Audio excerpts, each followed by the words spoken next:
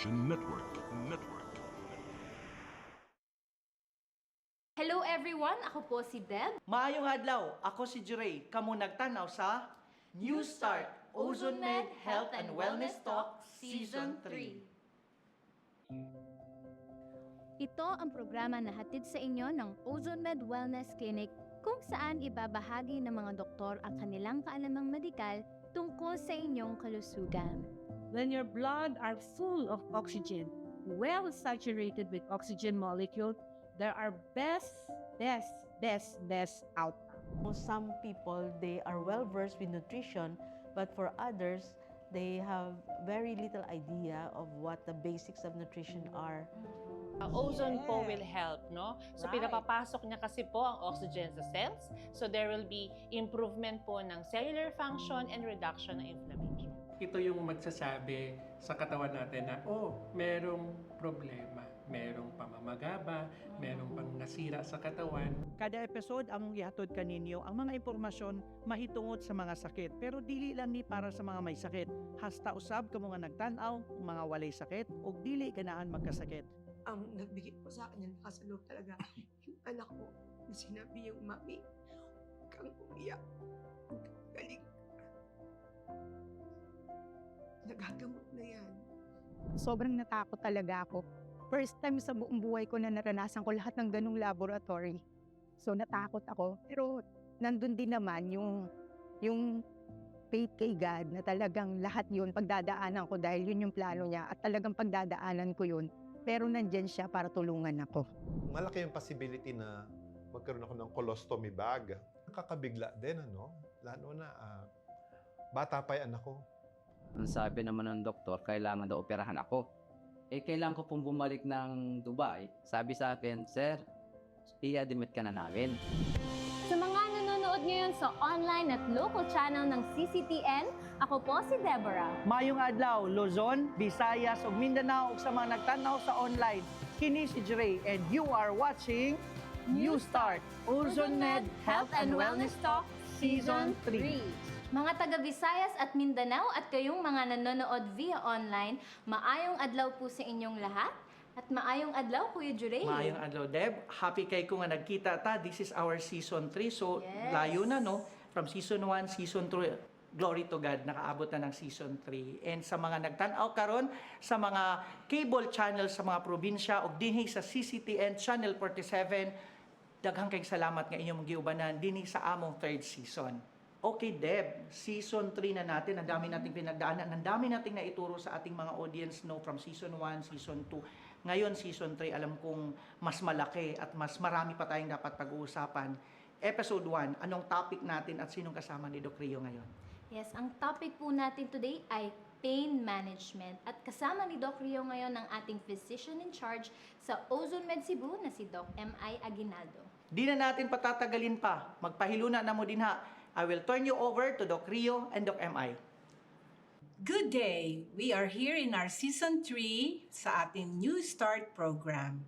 With me is Dr. M.I. from Cebu, our resident doctor in Cebu branch. Ayan, maayong adlaw sa inyong tanan.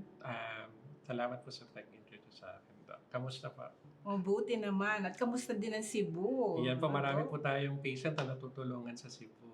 At Ayun. nagpapasalamat sa Ozone Med. Ayun, naku maganda at meron tayo another topic and discuss about the pain, no? Yes. Yung nakikita natin sa mga pasyente natin.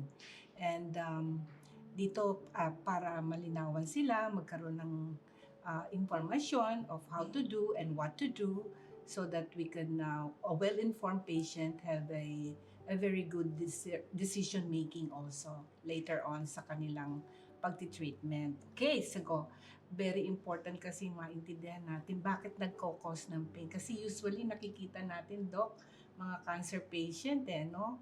But sometimes may mga patient din na wala namang cancer, nagko-cause din ng mga pains, no, sa ating katawan. And basically, we will be starting discussing about the pain, ano? Yes. Okay, so basically, ano ba talaga yung pain na to, Doc? Actually, Doc, tama yung sinabi mo kanina. Yung pain talaga ay kahit yung ibang mga pasyente natin, meron ng cancer, na-diagnose na ng cancer o yung mga ibang sakit pero wala silang nararamdaman, hindi yan sila magpapakonsulta.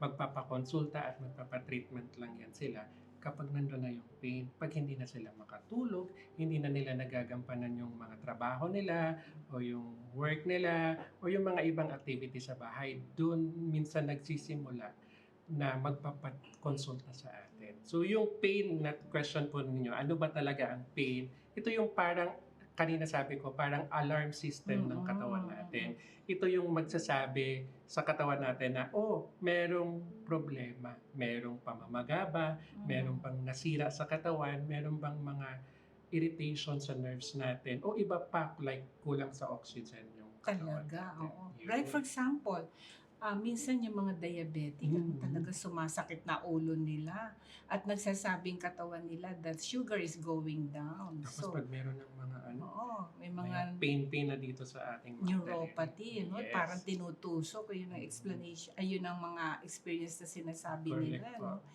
Ibig sabihin talagang minsan hindi mo control yung pagbaba at pagtaas ng blood sugar na to. And there are some manifestation like pain, yung pasyente lang ang nakakaramdam. Yes po. Kahit po yung sa mga breast cancer po natin na patient, yung mga maliliit pa lang na mga bukol, hindi nila pinapansin yan. Pero pag may mga kumikirot-kirot na, doon na sila parang signal na yun na magpapacheck up lang kasi medyo masakit. Meron na sila. Pero number one, pagka may nakapana silang a little bit, kasi a little bit of may harding o may mga bukol tenderness. Yes. Ayun ang alarming at paumpisahan na. Kaya nga importante din na ituturo natin yung self examination, no, during bath time. Hindi lang sa mga babae, pati mga lalaki. They have sometimes they have breast cancer too, Yes no? po. Na akala mo gynecomastia, simple gynecomastia lang, pero yung pala cancerous din, ano? Kasi yun nga, nagko-cause din ng pain pag kami naiipit na Yes. may pressure, no? May pressure dun sa lugar na yon. And even, not just the breast, if meron silang dysmenorrhea, the simple dysmenorrhea po natin, monthly meron po silang gano'n, monthly visit. Pero, kapag sobra na, medyo matagal na yung pain, doon na sila nagpapacheck up sa pamikain nila because of the prolonged and super sakit na dysmenorrhea. So, yun, parang isang signal na rin yun na, baka cancer na yun, o baka myoma na yun sila. You have thought about yung matagal na yung pain na to, no? Anong difference nito? Pag sinabi natin na ngayon lang itong nagkaroon ng pain and then for sometimes sa mga cancer talagang prolonged, chronic na, no? What is the difference between acute and chronic pain?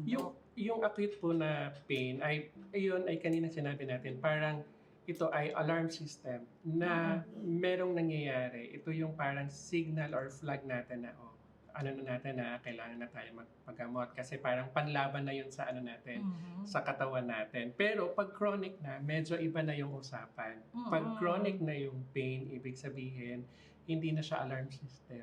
Na talaga, destruction na. Nasisira na, may sinisira na talaga siya. There is damage already, Yes, no? matagal na yung mga process na inflammation, swelling, destruction. Na hindi nare-resolve. Yes, so that's yun. bad na. Yun. So, Okay. talagang iwasan na magkaroon ng inflammation. Sometimes, Yes. pagka yung too much swelling, wala na. Talagang swelling na accumulation of the fluid na yun na nandoon. Talagang, minsan naman, nagsiswell, tapos sa umpisa, may pain din pagka pinindot mo, no? Na may tenderness. Yes, no? po. Yun. So, the acute pain issue ngayon lang. Pero yung chronic, dahil matagal na, no, like for cancer, talagang matagal na nandun yung pressure ng bukol na yon, kaya nagkukos din ng pain. Yes po, ang chronic pain po ay umaabot ng lalagpas siguro ng mga 3 months yung pain. Yun po, pwede na po nating tawagin na chronic pain. Pag acute yung mga burns, yung mga surgery, pain from the surgery, yan. Pero yung mga chronic, ito na yung mga lagpas 3 months na meron ng nasisevere na mga nerves, pwede po yung mga chronic na yun. Pwede na nating ma-term as chronic. Yeah. So, at this time talaga pag chronic pain, it affects your mobility. Yes. It affects your the strength also. Hindi na sila makabangon dahil sa sobrang, like for example, yung mga lumbar pain, no? Sometimes may causes nyo na talagang may injury, no? Na nangyari, may trauma na nangyari, o nagkaroon ng aksidente. Or sometimes naman mga meds na for cancer cases, Yes. naabutan na yung bone.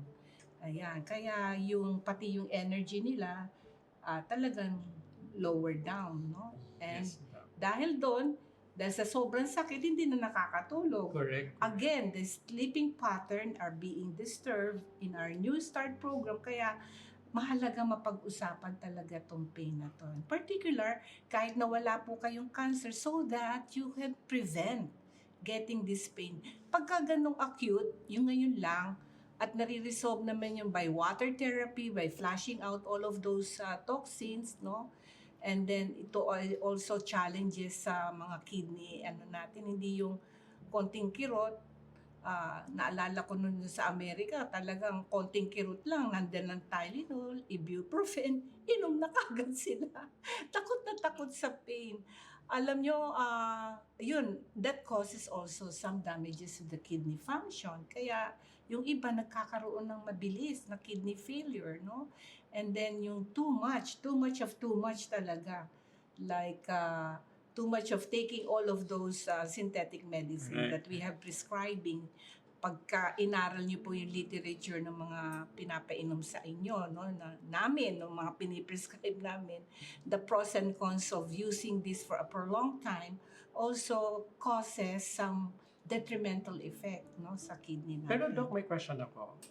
Ano ba talaga ang dahilan bakit tayo nagkakaroon ng pain? Yes, ayun. Meron tayong pagdidiscussan niya. Bakit nagkaka-pain? In particular, in a case like ang cancer. So, dito papasok yung yung how to resolve that pain, no, na nagko-cause ng pain, particularly sa mga cancer Yes. patient natin. Okay, let's discuss it first. Okay, so sometimes the causes of this pain is there is pressure nga around the tumor area, especially pag ang nerve ay na pressurize, no? Or in the case naman ng herniated disc, there is compression of the bone to bone, kaya nagkukos talaga ng pain. So wala nang space para magkaroon ng mobility, yung natin, yung flexibility, Yes. the flexibility of the joints and the muscles and tissues. Tama, also. kasi yung spinal cord natin, lalabas yun sa likod ng natin, mga buto natin. Mm-mm. So, pag sobra na or lumagpas na dun sa perimeter yung IV disc natin, may impinge na yung nerves dun sa sakit. Kaya nagkakaroon tayo ng mga impingement syndrome, sciatica, Oo. so that's mga neuropathy, peripheral neuropathy, Yan. because naiipit yung nerve. Yun nga, yung pinch, yun like minsan yung hindi mo maitaas, yung frozen shoulder mo, no? Talagang may stiffness and not so relaxed muscles doon, no? Or in your position sa pagtulog, Correct. kaya nagkakaroon ng nape pain, no? Sa mga cancer naman, kadalasan talaga pagka may mga nerve involvement na, yun na, nagkakos na ng mga pains. Pero talaga. Doc, even hindi pa siya cancer, even mga benign na mga mass, mga bukol pa lang, kahit benign siya, basta sobrang laki na niya at pwede na siyang makakos ng pain basta naiipit na niya. Oo. Minsan kasi sinasabi nila pag pain, cancer na agad, pwedeng mga benign o mga simpleng bukol lang, basta lumalaki siya at wala nang ibang space kundi iipitin niya yung ugat. Doon pwede po tayo magkaroon ng pain. I remember one time that I have pain also kasi left breast yung tinamaan. It's because the muscle are being pushed back and then there are some nerves in my cartilage kaya may konting pain pero tolerable naman. So, once talaga yung tumor nito pinabayaan natin at lumaki. Sometimes inwardly sila no? Inwardly. Kaya nahihirapan talaga na makagalaw yung mga nerve na yun. Kaya it causes the signal for that patient to really work it out, alamin kung ano na yung extension ng ng tumor nila.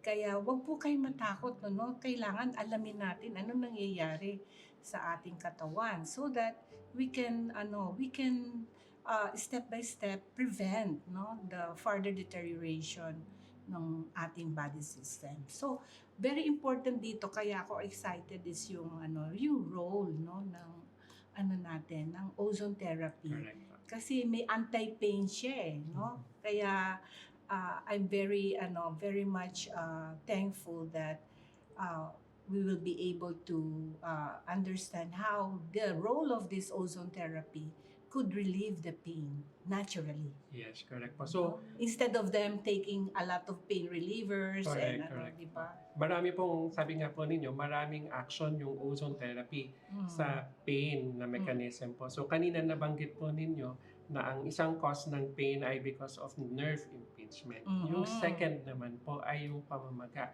or inflammation or swelling. Bakit po kaya nagkakaroon ng pain?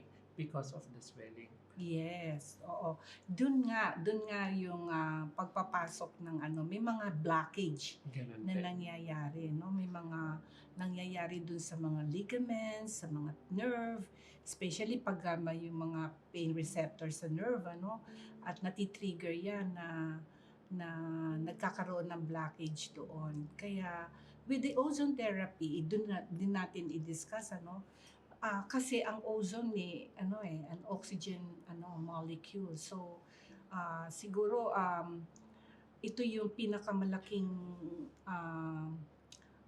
reason why the ozone therapy is very applicable for those who have cancer and with chronic pain. Yes, correct. Okay, so we will be discussing it in a little while in our in our discussion.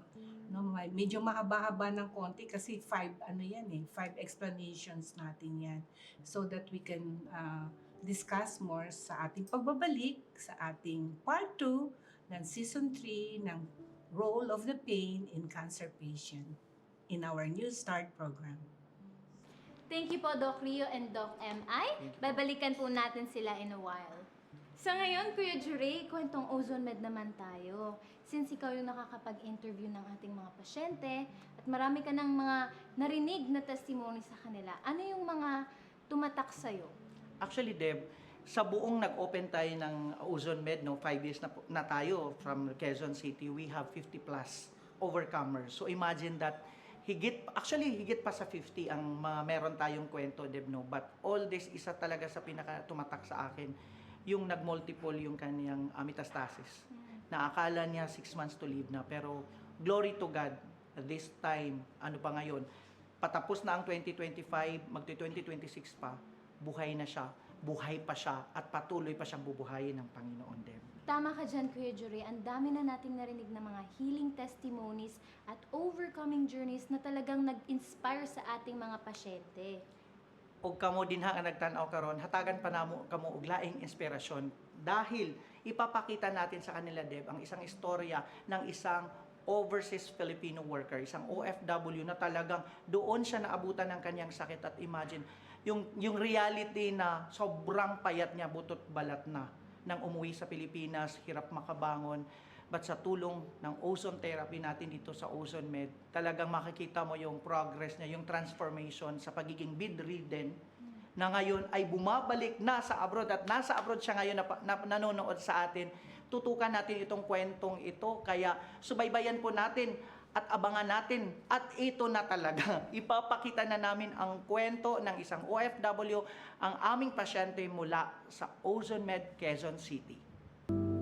Nagsimula itong aking sakit ay noong 2018. Nagbakasyon ako dito sa Pilipinas. Nagpa-check up ako dito sa East Avenue. Tapos ang sabi naman ng doktor, kailangan daw operahan ako. Kailangan ko pong bumalik ng Dubai. So maya-maya, mga 10 minutes, dumating yung nurse sa akin. Sabi sa akin, "Sir, i-admit ka na namin." Nasiyak ako kasi ang ano ko lang, check up lang eh. So sabi ko, ito, papalaban na yata ako, Doc. Nakikitaan na nahirapan na siyang umihi, yung magdumi na, until yung nurse mismo nagsabi sa kanyang, ba't hindi siya i-ultrasound? So yung sa ultrasound, ang sabi ng doktor, naoperahan ka na ba before? Yung sabi niya, oo po. Ayun, dun meron na namang mga bukol na nag-recurrent nga after almost 7 years. Ako po si Apolonio Arturo Hermoso, na OFW, na nagtatrabaho po ako sa Dubai as a safety officer sa isang oil company.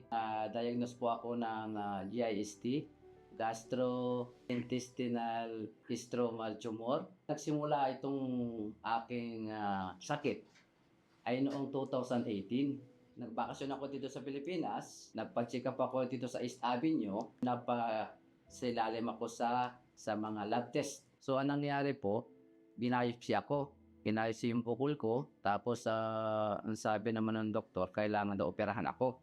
Kailangan ko pong bumalik ng Dubai. Dumating na ako ng Dubai. Nandun ako sa Dubai ngayon. Tatay, pumunta ako ng clinic. Ni-refer nila man ako sa malaking hospital. Nagpa-schedule ako ng appointment sa malaking hospital. So, maya-maya, mga 10 minutes, dumating yung nurse sa akin. Sabi sa akin, "Sir, i-admit ka na namin." Nasyak ako kasi ang ko lang, check up lang eh. So, sabi ko, ito, papalaban yata ako ito. Na-schedule ako ng hospital, ng operation. Dumating yung oras na hindi ako kinabahan. Panginoon, bala, isusuko ko na sarili ko sa iyo. Kung anong bahala, kung ano man ang mangyari sa akin, ikaw na bahala. 4 na oras ako na operahan. So, ang sabi sa akin ng doktor, nung pagka-release sa akin, kailangan ko pumunta sa hospital sa Abu Dhabi. Pagdating doon sa cancer hospital sa Abu Dhabi, naisagawa ko yung PET scan. Sa awa naman ng Diyos, yung PET scan ng result, maganda, clear. So, sabi ko, hindi ko na kailangan magpa-chemo. So, tumagal hanggang sa tumagal ng January 2025. Ito na ang simula. Nakikitaan na nahirapan na siyang umihi, yung magdumi na, until yung nurse mismo nagsabi sa kanyang, ba't hindi siya i-ultrasound? So, yung sa ultrasound, ang sabi ng doktor, naoperahan ka na ba before? Yung sabi niya, oo po. Ayun, dun meron na namang mga bukol na nag-recurrent nga after almost 7 years. Operahan ako ng 23, 1 week na stay ako ng hospital. Nai-release ako ng 1 week. So, 1 week, okay na ako, malakas na ako. Tapos, after 2 to 3 days, nakaramdam ako ng para kakaiba sa sugat ko. Na parang mayroong naglilik. Punta kami ng hospital para linisin yung sugat ko. So, inabot ang 1 week, na ganun pa rin yung leak. Yung naglilik yung sugat ko. Bumalik ulit kami doon sa doktor. Dok, ito na. Yung stapler ko, isa-isang nawawala. Natatanggal. So, hindi nagdalawag isip yung doktor. Pinahiga ulit ako doon sa isang room. Tinanggal yung stapler ko. Yung sugat ko na walang pampamanhid. Tinignan ko yung sugat ko. Kasi yung sugat ko, malaki. Ganyan kaba. Tapos, ang buka, ganyan. Kalang kanal. Ano bang yung leak na yun? Yun yung dumi ko mismo. Hindi tubig yung naglilik. Yung dumi ko, ang naglilik, dumadaan doon sa sugat. In-schedule na naman ako ng operation. Pangalawang operation. Kasi yung aking colostomy bag at saka yung mga drain, andito sa kaliwa. 4 na araw laang, ang pagkita na inoperahan ko, sa isang sugat lang, nilipat na yung aking colostomy bag dito sa kanan. Gumaling na yung sugat, gumaling na. Wala na nag-leak, wala na So, gumaling na ako. Tapos, nakapagpahinga ata ako ng mga 1 month. Ang gusto ng doktor, mapunta muna ako sa oncologist para sumailalim ako sa chemo. So, pumunta kami ng Dubai. Ang nangyari, humina yung katawan ko. So, nagpa-check up ulit ako sa doktor. So, nakikita niya yung aking kidney, nasisira na umihina yung kidney ko. Sabi niya, kailangan kang ma-confine ulit. Titingnan natin yung kidney. So, pagdating ng oras na yon, na-confine ako ng 3 days sa hospital, hindi na ako pinalabas. Sabi ng surgeon, kailangan simulan muna ng chemo. So, ang unang ninalis akin ay yung malapit sa aking puwet na malaki na yun ang maharang sa aking pandumi. Yung 2 tumor malapit sa gallbladder. Sabi ng doktor, ang magtatanggal lang dyan sa bukol mo ay chemo. 10 days na nakikimo ako, wala akong nararamdaman. 10 days lang. 10 days. Normal ang pagkain ko, normal ang katawan ko. Ang problema, ito na, 11 days, doon nagsimula yung nagsusuka ako. Pero nakakalakad pa naman ako. 1 week, dire-diretso ang trabaho ko. Pero umina yung katawan ko, parang hindi ko na kaya. Pero pumapasok pa rin ako. Pero hindi na ako halos makahakbang. Hindi na ako makalakad. Sinusundo ako sa parking, ihahatid ako sa opisina. Ganon, pag-uwi, ganon din. Hindi ko na nagampanan yun. Hindi na ako makapagtrabaho, hindi na ako... Wala. Tagang wala na. Nakahiga na lang ako. Dumating yung araw sa akin na hindi ko na kaya yung sarili ko. Ay nako, sumakit ang likod niya, nagpapamassage, suka, yun nga, sinok 24 hours, binigyan na rin siya ng gamot, may oral chemo, may mga antibiotic, continuous lang kami doon sa mga gamot niya. Sabi nung auntie niya, nakita niya, ba't parang dapat lumalakas siya, pero parang humihina. So nag-decide yung auntie niya na, iuwi na kasi kung ano mang mangyari, nasa Pinas na, mas mahirap kung nandito pa tayo sa UAE. Nandito na ako sa Pilipinas.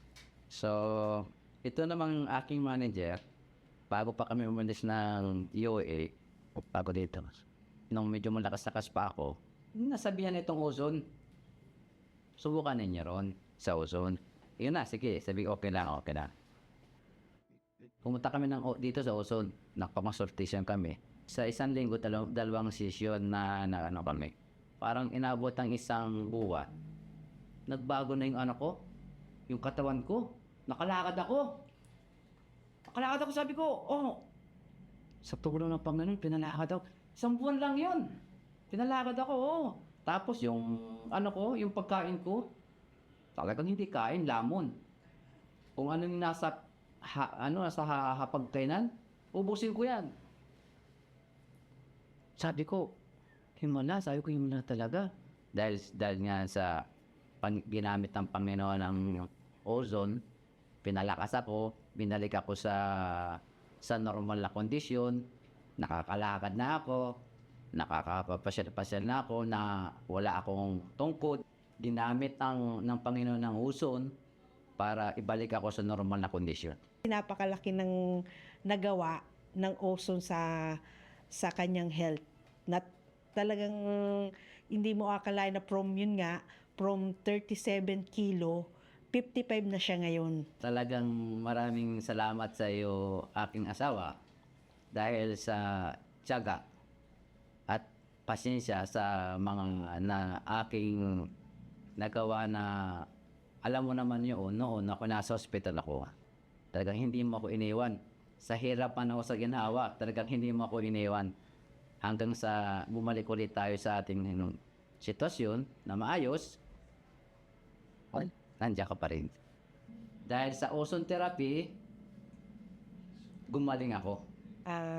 Ini-encourage ko po yung may mga karamdaman, o kahit wala pong karamdaman,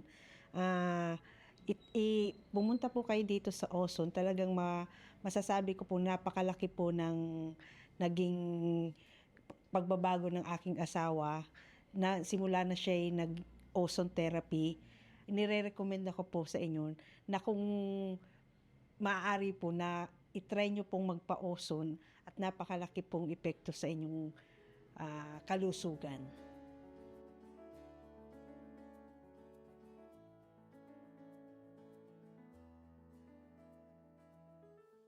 We're back here in our season 3 for our topic in New Start program, the anti-pain and the role of ozone therapy in removing this pain in our cancer patient.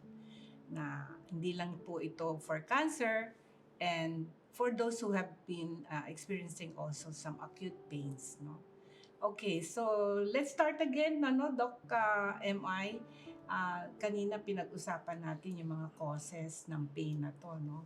At sige, tuloy natin yung pangalawang part, no, na mga causes. So kanina na-discuss na po natin, Doc, ay ang isang cause ng inflammation ay pamamaga. Pamamaga. Pangalawa naman ay yung pag naiipit yung mga nerves natin, pwede rin yun makakause ng pain. Ang pangatlo na pwedeng dahilan bakit tayo nakakause ng pain ay kulang sa oxygen. Bakit po kaya nagkakaroon ng pain kapag kulang sa oxygen? Yun, pag kulang sa oxygen, talagang ang bawat cells kasi natin, talagang kailangan yan no? Yan ang pinakang important element na kanyang ina-uptake, no? Nabubuhay ating, tayo ano. sa oxygen. Oo, we cannot live without the oxygen. We can live, sabi nga gano'n ng sayings you can live in 30 days without water and food, but not with oxygen. It's a matter of seconds. Talagang ano yan. will Matadamage cause- lahat. Oo, yeah, the oxygen uptake. So, hindi ka nga lang paghinga sasakit na talaga ulo mo experimente mo yun, hindi ka umiga. Ilang seconds lang. Sasakit talaga ulo mo. Yes. Okay, So, so yung, yun. ano po kasi, yung oxygen natin, dinadala ito sa pamamagitan ng dugo. Kaya din po yung ozone therapy natin ay ang primary mode of way natin ay through sa dugo rin natin. Yes, through So, the infusion. Yes, correct. So, ang pain, nangyayari dahil kulang sa oxygen. Nagkakaroon ng hypoxia. Nagkukulang ang oxygen sa mga cells na pinupuntahan ng dugo. Kaya nasisira sila. Nadedestroy sila, namamatay sila. Kaya yun ang isang cause. Pag nasira, syempre, wala nang function, wala nang action yung cells na yun. So nakakaroon na siya ng pain.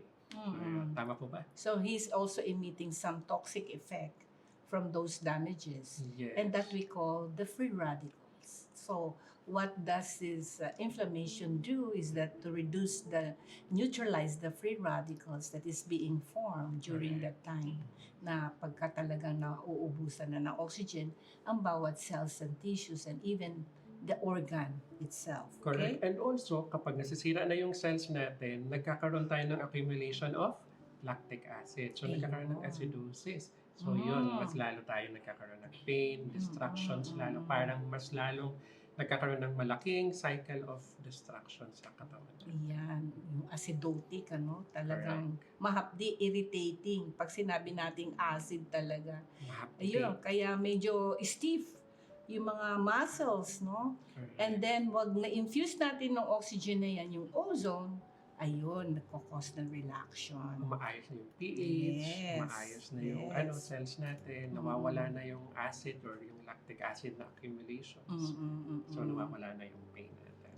Okay. Sometimes there are natural form of painkillers also. Like, we do laughter. Sabi nga ganun sa proverb, laughter is as good as medicine. So you make yourself happy all the time. And you're releasing a happy hormone. What do you call that happy hormone na nga? Endorphins. Endorphins. Yes. Ayan, medyo talagang masaya ka. Hindi mo inaalintana, sabi nga ganun nakaka-adapt ka kaagad.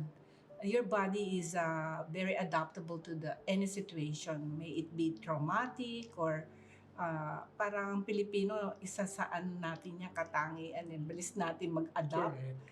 And resilient, no? Yung matibay ang ating in spite of the many traumas or situation in our lives, we can still show our smile. Kaya nga po, in-implement natin sa Ozone Med Clinic natin na not just the ozone therapy but yung kabuuan ng tao. Kaya meron tayong New Start program.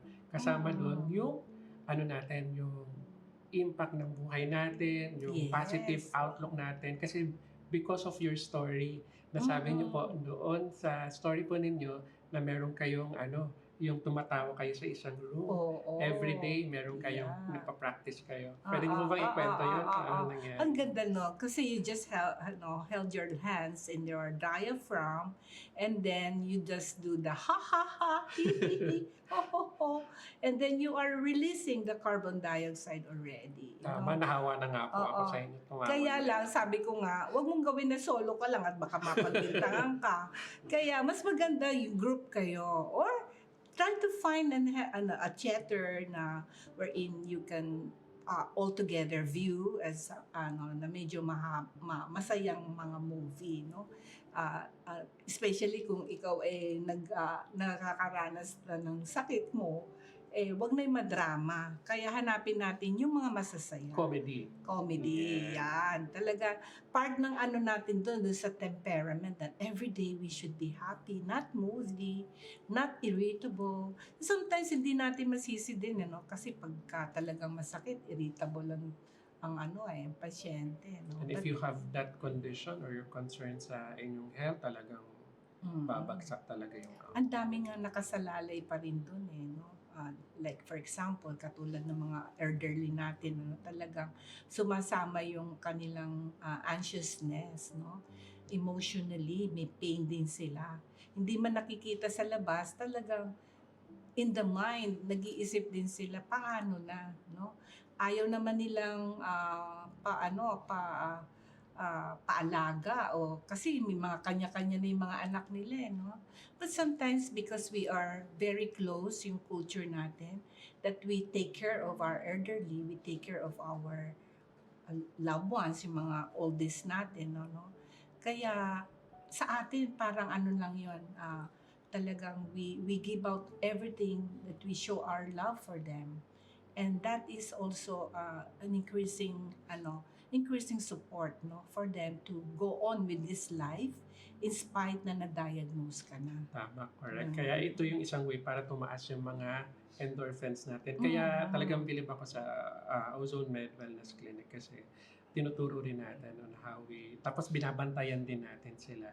Every single day dapat meron sa journal nila na ano bang nararamdaman mo, ano yung emotion mo that day para kapag-pray natin sila, ma-encourage natin sila para tumaas yung endorphins. Maliban doon, pati yung mga mga activities natin. Minsan, doktora, pag nagkakaroon tayo ng exercise, napansin niyo po ba, pag laging nasa loob ng bahay, mas lalo tayong malungkot. Hinihila ng kama pag lagi tayong nakahiga. Bumababa kasi yung mga endorphins. Pero pag encourage natin to go out, exercise, go with friends and families, mas lalo silang Especially when you expose yourself to the sun, yung Correct. morning sun. It releases your good hormones, your happy hormones, so that talagang happy ka, jolly ka, no matter what is happening dun. And then fill in mo talaga with the Word of God. Tama. Kasi when you declare, yung mga sinishare po namin doon sa a declaration of what is you are saying is yun ang sabi ni Lord doon sa Numbers. Lagi ko pinapaalala dito sa mga pasyente. Pakibasa nga po yung Numbers 14, 26 to 28. Doon po yung senaryo na kasi ang mga Israelite complain. Oo, lagi sila nagko-complain kay Moses. Ba't walang tubig? Balik na lang tayo sa Egypt. Walang tubig. Tsaka walang pagkain. Nandito tayo sa disyerto. Ganyan. Lagi complain. Okay? Nadidinig na lahat ng Lord mga sinasalita natin. Kung tayo ay taong laging mapag-complain. Kung ano daw ang sinasabi mo, yun ang nadinig ni Lord. No, sa Numbers 14, 26, 27, 28. What I heard you say, I will do it. Anong gusto natin mangyari? Di ba? Gusto natin gumaling. Yes. No? Maalis yung pain na to. Kaya ang total and continuous declaration natin ng healing and by the Word of God and declaring it that is happening kahit na hindi po pa nakikita. Okay? You choose to believe. We claim it. We choose to have faith that you will be healed because the promise is true. Amen. No, 'di ba? Kaya napakahalaga po talaga yung interaction din. I'm so thankful na kung nakita niyo po yung comfort na yun, na pagpunta po ninyo talaga sa Ozone Med, we see to it na kayo po ay comforted at na-alleviate man lang natin, paglabas ninyo, na-alleviate yung mga pains na yan. Laking pasasalamat din natin ng pagbabalik ng pasasalamat una sa Panginoon na binigay niya po yung modality na to, yung tool na to ngayon, available na sa Philippines. So, i-recap natin ngayon, Doc, kung bakit tayo nagkakaroon ng we're so very confident, una kay Lord, na inintroduce niya sa atin itong tool na to, and we're discussing Yes. the role of the ozone therapy in removing the pain, no? In alleviating and easing the pain of all of our patient that is nagkakaroon ng ganitong pakiramdam. Okay? So, sige, i-summarize natin. So ano nga ulit, doktora, yung mga nakaka-cause ng pain? Una, inflammation o pamamaga. Yes, pamamaga. Pangalawa, naiipit yung mga nerves. Mm-mm. Pangatlo, nagkukulang ng oxygen or hypoxia tinatawag. Pang-apat ay yung sinabi po natin, yung mga natural painkiller sa katawan or yung happy hormones sa tinatawag, bumababa. So meron pa po ba kayong idadagdag na dahilan ng bakit nagkakaroon tayo ng pain? May iba pa bang mechanism of action? Yun, yung mga you talk about the natural painkillers, yun yung pag-release ng mga happy hormones. Again, also the ozone therapy, the oxygen molecule per se, no? Remember, the ozone therapy has 3 activated oxygen atom. Hindi lang siya dalawa. Ito yung natural air natin na 2 atom molecule, no? And in water, there is also oxygen. That's why I told you na pagka ganung mag-pain, mag-water therapy ka. Especially kung if challenge mo yung kidney mo to emit, to release all of those toxic na nag-accumulate na sa system mo. Correct. Okay? Sometimes kasi pag kulang tayo sa pain, talagang sa water, no? Kulang tayo sa water, ay talagang andyan na, dumadating na yung pain, no? Pero pagka hydrated ka, mabilis din yung pag-release ng mga toxic effect na yon. So, doon pumapasok yung yung action ng ozone therapy. Tama. So, the oxygen utilization, yung sinasabi natin, pag kulang sa oxygen and cells, it triggers the pain receptor to produce may terminology tayo, yung mga cytokines, yung mga pro-inflammatory enzymes na nag-a-accumulate yan at natitrigger yan pagka talagang lack of oxygen. So, pag uminom ka ng tubig, may oxygen yun, talagang inom ka ng tubig also. And with the ozone therapy by infusion, the oxygen, the blood carries that oxygen to the different areas. Correct. Yun ang pathway natin, no? So that yung energy level mo, because of the uptake ng oxygen utilization, nagamit ng cells mo yung oxygen, then energetic ka. Then you can move around. Then yung mga contracted muscles and tissue mo, yung medyo masikip, parang constricted siya, begins to relax. And talagang parang comfortable lang siya. And even yung sleeping pattern, no? Maayos Sleeping din. pattern, maaayos din yung hindi ka yung laging anxious na hindi mo malaman, isip ka ng isip, wala namang iniisip, mga ganon. Hindi So, makatulog. hindi makatulog. Another, natin dyan is the more oxygenation na ginagawa mo sa blood, the best ang result nito. Correct. Madagdag ko lang, doktora, regarding dun sa energy na sinabi mo, yung ozone therapy din kasi, di ba yung meron tayong isang part ng cell which is the mitochondria or the Yes. powerhouse of the cell, siya yung magko-convert ng oxygen natin to ATP or this is the energy or the fuel ng Yes. cell natin. Oo. So, if mag-i-infuse tayo ng ozone therapy, maraming i-convert na energy, na ATP or oo. adenosine triphosphate, yung mitochondria natin. Thus, magkakaroon tayo ng mas magandang energy, mas malakas na energy. Yes, that's the reason why the frequency and the interval ng infusion and therapy na to is very important. That's why we are really explaining to our patient the plan of treatment for them. Yes. Individually, iba-iba po yung adaptation natin, Iba-iba po yung pagpo-process ng katawan natin. Some patient talagang mabagal. There are a lot of factors. That's why we are iniisa-isa namin yung mga checklist na to, yung pagkain nila, yung pag-exercise nila, yung mobility nila, yung paglilinis ng ating GIT, no? Very important 'yan. Kung ikaw ay 1 linggo na o 3 araw na at hindi nakakadumi, talagang problema din 'yon. Masakit din ang tiyan mo. Hindi mailabas di ba? There is a problem, there is obstruction, or talagang may nakabara na doon sa colon mo. Alam niyo ba, ang daming method ng delivery talaga ng ozone therapy. And one of those is talagang yung rectal insufflation natin, And through this is a systemic. Pag sinabi natin systemic, Doc, di ba? All over the body. Kasi it can penetrate every wall, every tissues, and even the bone. Talagang parang lusot-lusutan siya yung wall na yon. Akala natin hindi dahil solid siya yung bone, But because of the permeability, yan ang inaano natin sa chemistry natin. Oo, permeability, because of this blood flow, the permeability of the oxygen molecule could penetrate every bone cells, Correct. At talagang wala siyang especially sa brain natin. Ang daming talagang mga vascular yan. And also, madagdag ko lang, Doktora, yung ozone therapy kasi ay nakaka-generate ng mga cells. So, kasama na doon yung angiogenesis na tinatawag. Yes. Nadadagdagan ng mga ugat-ugat.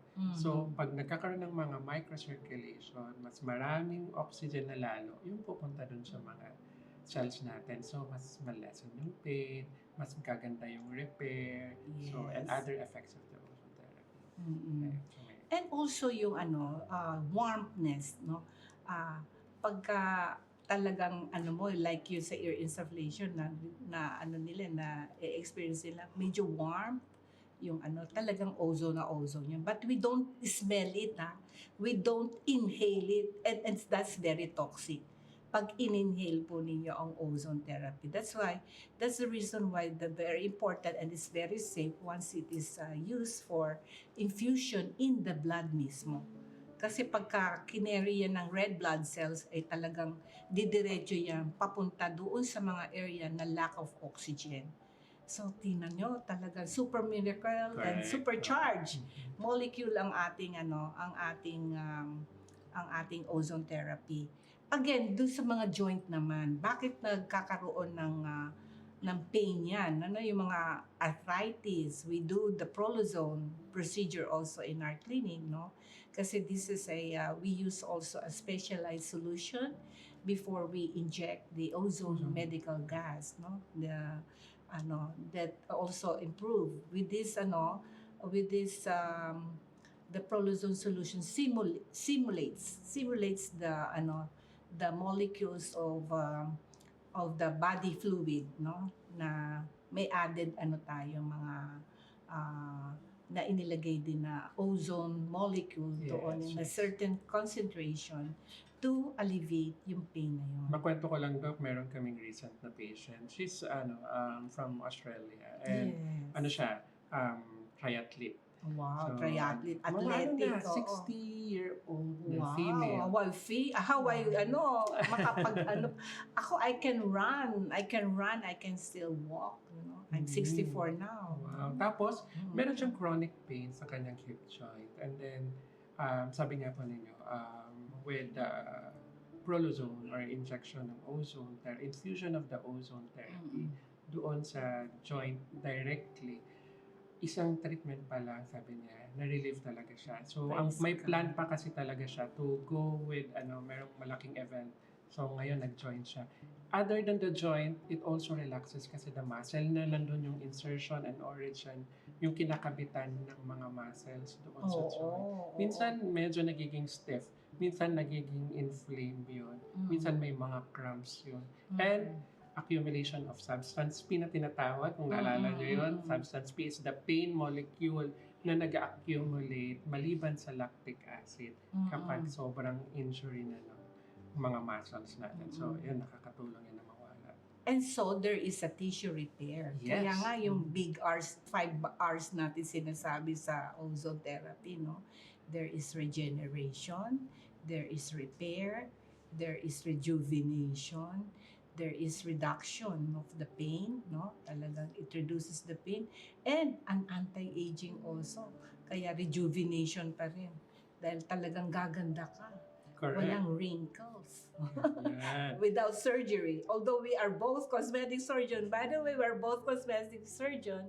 We do facelift and nose lift and everything, you know. But with ozone, plus of course, the ozone therapy makes your skin looks younger. Yan. So, And very tight. yan. and firm. So, maliban po sa kanina nabanggit nyo na autohemotherapy, yung kukuha tayo ng mag-infuse tayo Blood. ng ozone sa Mhm. blood. Second, yung nabanggit nyo rin kanina, yung rectal insufflation. Oo, malaking Yan. tulong din yan. And Systemic then, yan. the next Mm-mm. ay, mag-infuse naman tayo ng ozone sa mga joints. That's Yes, prolozone. Mm-mm. Other way pa po para ma-treat natin yung mga pain sa katawan ng mga patient natin. Meron pa po ba? Like, pwede po ba yung mga topical natin?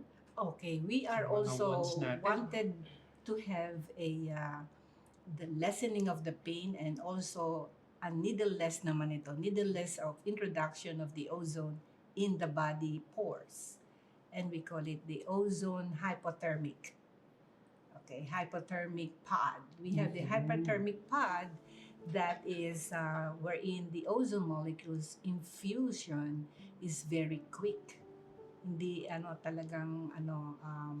mabilis ang pagpasok ng ozone molecules sa na to.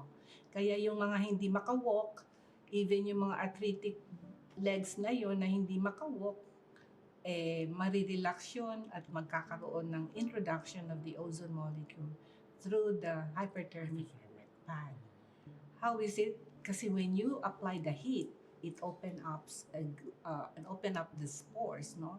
And then the infusion of the ozone molecule into the body system, hindi naman open yun hanggang lang yun, leeg lang siya. So, it opens your body and so with the ozone infusion, mabilis na pumapasok yung oxygen ozone molecule sa katawan ng tao. Yes. And also, meron po tayong mga patients na merong mga wounds sa breast natin na open.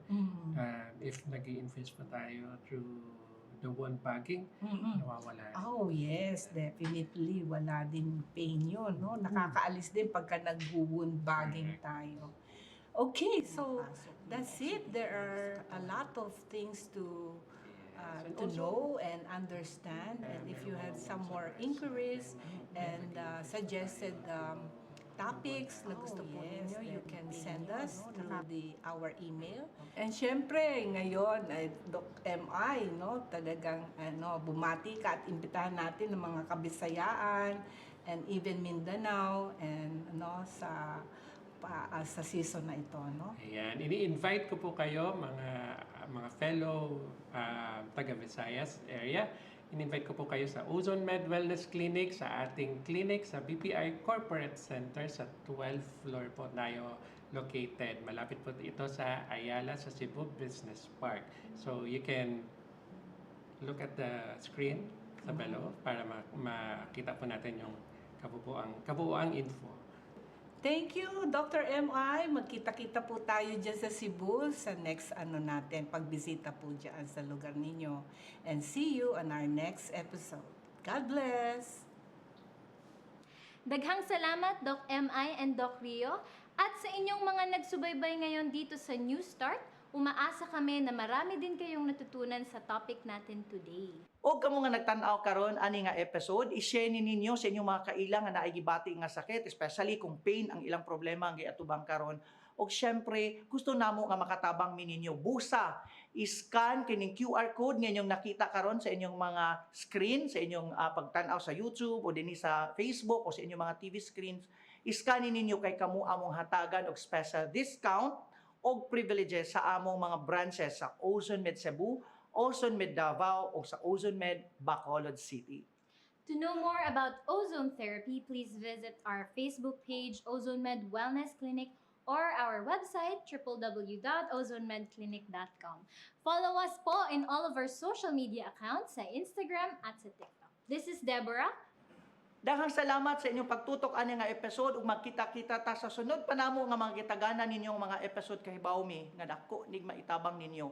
Magkita-kita ta sa sunod nga episode ug maghinaot mi nga kami magpabilin nga blessing sa inyong mga kinabuhi. Busa padayon mo sa pagtutok ug pagsubaybay sa among New Start program dinhi sa CCTN Channel 47 ug sa inyong mga cable channels dinha sa inyong mga probinsya. Ako si Juray ug kamo nagtan-aw sa New Start Ozone Med Health and Wellness Talk Season 3.